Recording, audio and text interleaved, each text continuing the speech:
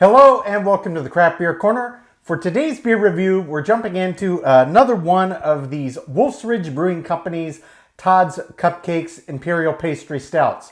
The one today is mint chocolate chip style pastry stout. As with the prior that we've reviewed, clocks in at the exact same ABV, 12.2% ABV. And this one is essentially just like all the others. They're going to have the same ABV. They're going to be the same base beer. It's just what they're doing with different additives for new flavor profiles. So on this one, we have single origin Ghana sourced cacao, Madagascar vanilla, and mint leaves. So it is a mint chocolate chip pastry stout. And I was really pleasantly surprised when I read that there's no artificial mint. They're going straight to actual true mint leaf added in this beer. One of the few beers I've had that have had mint. I've had maybe 2 or 3 out of all of the, I don't know, 5, 6, 700 that I've reviewed to date. So it's not a common ingredient, and it's one that maybe sounds a bit weird, but it actually does work. And I think in this pastry stout format, it's going to work quite well. So Wolf's Ridge Brewing Company is based in Columbus, Ohio. Label art on this one, just like the last ones of these, it's got this kind of topographic map looking kind of motif, and it's got the green for the mint, so it definitely gets you in the mood. We got our nice all-purpose stout glass here. This will be great for this, as it is for all stouts. Get this cracked gently. All right, and we'll get this one poured right in. All right, visually it is quite dark. It is not pouring super thick. I mean, it's got some resistance. It's 12.2% ABV, but it's not one that's just glugging out of the can. I'm going to back that off, let that head do its thing and settle. This has been exactly what I've seen on the prior Todd's Cupcakes. Has no problem forming a head at all. Indeed, this is actually a really nice, tight, creamy head. This would not look out of place having just come off of a nitro tap at a bar. Really, these are pouring quite nicely. Visually, yes, it is absolutely pitch black. There was not a hint of light getting through there. So it's a lot of head to sniff through, but I'm going to see what I can detect on the nose on this one. Okay, so the underlying roastiness of the malt bill definitely does come through, and I got to say on this one, it actually smells a little doughy, a little bready, almost particularly yeasty. So it's got a little bit different nose than I was anticipating. You can smell the cacao. The vanilla is a little muddled on this, but you can distinctly smell this very yeasty, doughy, bready, kind of baked wood quality, as well as the underlying malt bill. You can smell that underlying cacao, and the mint also comes through very clearly. But I am not getting any notes of vanilla on the nose. That's actually surprising because vanilla tends to be one of the more pungent, kind of in-your-face aromas, but it's not jumping out of this one. So we'll see how it is balanced in the flavor profile when we jump in here in a second, but it looks great. It smells great.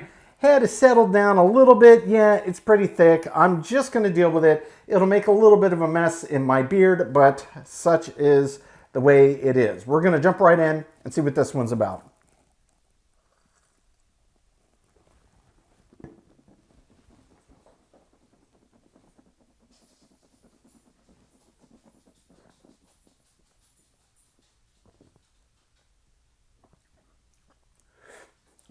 Oh yeah, that's very nice.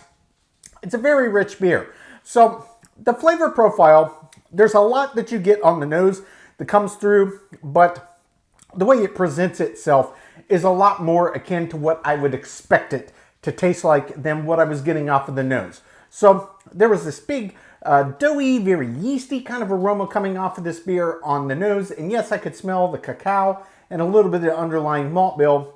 And the mint also popped very clearly, but as soon as you swallow, this is a pastry stout, but there's no lactose in sight. This is a very deeply roasted, roasty edged malt bill. It has a lot of natural inherent bitters because of that. I, for one, think it's fantastic, and I really have been enjoying what I've been getting from Wolf's Ridge with their stouts.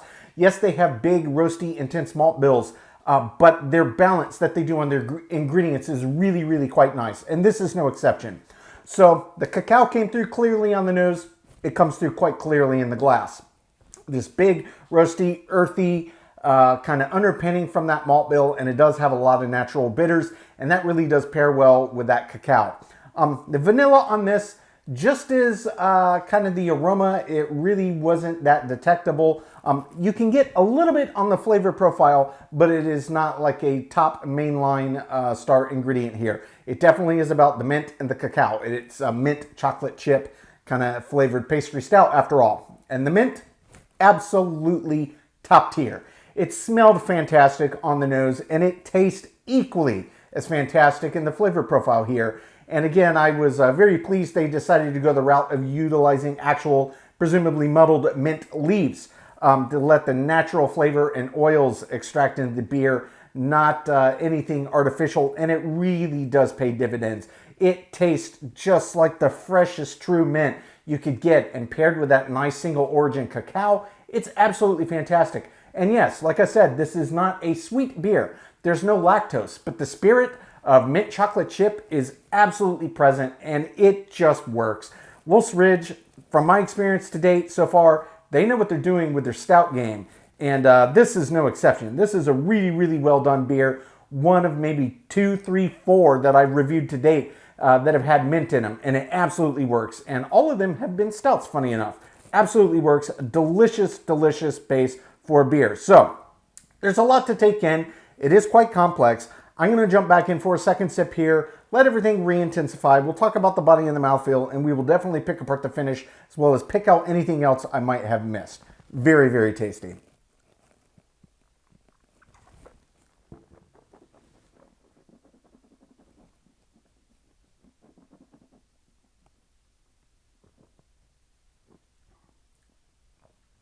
Body on this one feels medium, medium heavy. It's 12.2% ABV. It's maybe not quite as robust as I expected, but it's not far off of where I anticipated it to be.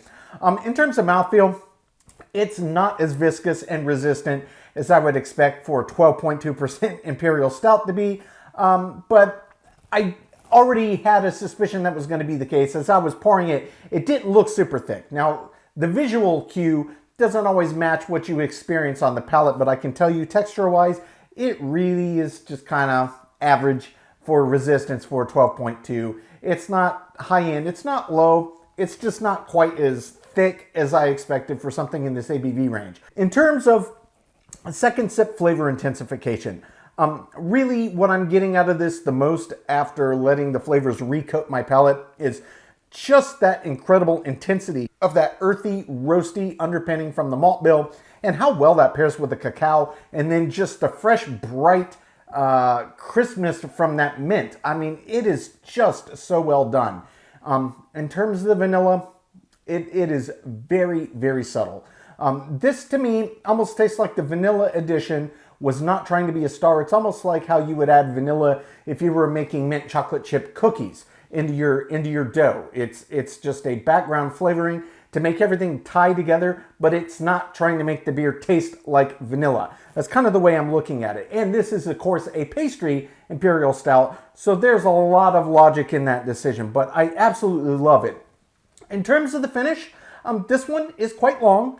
It is 12.2, and while it may not have quite the thickness, it does have the staying power on the palate. It's very wet, it's round to the end, and really where I'm left with are kind of the three major in-your-face, bold flavor profiles that came through from the very beginning of sip one.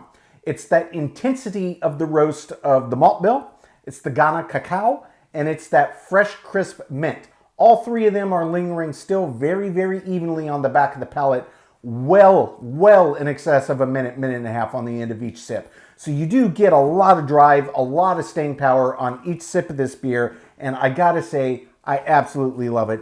This is another one from Wolf's Ridge. I am just blown away by this brewer. Their stout game is very strong, and I am constantly keeping my eyes out to see if any more drop on Tavour. As it were, I'm going to take my time, sip on this one, count my scores. When we come back, we will get this beer ranked from top to bottom.